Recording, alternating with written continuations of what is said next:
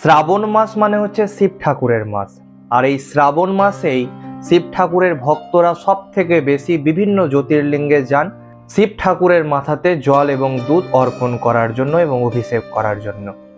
কিন্তু আপনারা স্ক্রিনের মধ্যে দেখতে পাচ্ছেন এখানে একটা কিন্তু ভিডিও চলছে। অনেকে এই ভিডিওটা দেখেছেন বা অনেকে ভিডিওটা দেখেননি। তো এই ভিডিওর মাধ্যমে একটা বার্তা দেওয়া হচ্ছে যে আপনারা কেউ শিব ঠাকুরের মাথাতে দুধ না ঢেলে সেই দুধটাকে বাঁচিয়ে একটা পাত্রের মধ্যে রাখুন।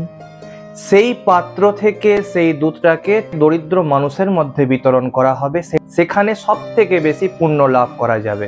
এইরকম অনেক মুভিও তৈরি হয়েছে আমাদের সনাতন ধর্মে এই শিব ঠাকুরের মাথা ঢালা নিয়ে, যে না ঢেলে সেটাকে গরিব মানুষের মধ্যে বা দরিদ্র মানুষের মধ্যে বিতরণ করা হচ্ছে সব থেকে পুণ্যের কাজ।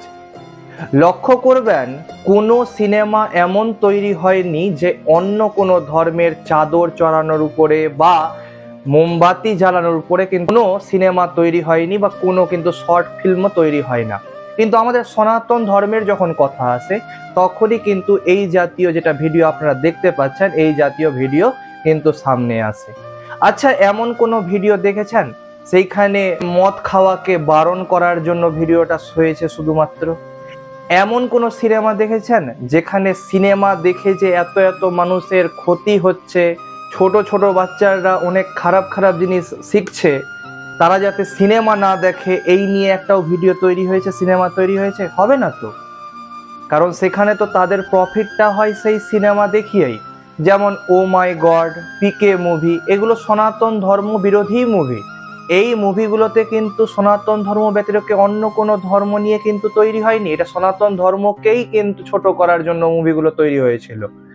আর আপনাদের কাছে একটা প্রশ্ন আছে, প্রশ্ন হচ্ছে এটাই, আপনি যদি সনাতনী হয়ে থাকেন আপনি কত টাকার দুধকে কিনে আপনারা শিব ঠাকুরের মাথাতে অর্পণ করেন? একটু অবশ্যই কমেন্টের মধ্যে সবাই জানাবেন যারা অর্পণ করেন।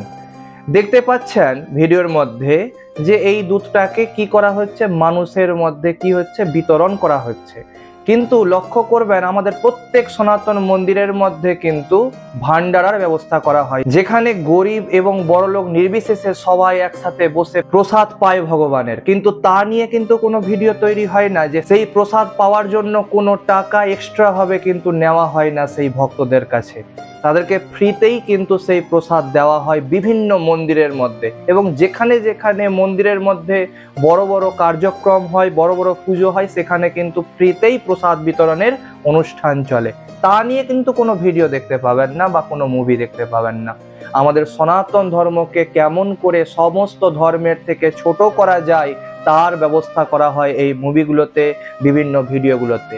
আমি তীব্র প্রতিবাদ জানাই যারা এই রকম সোচ নিয়ে, এই রকম মেন্টালিটি নিয়ে চলে, তাদেরকে তীব্র প্রতিবাদ জানাই। আপনাদের যদি ভিডিওটা ভালো লেগে থাকে অবশ্যই ভিডিওটাকে শেয়ার করুন।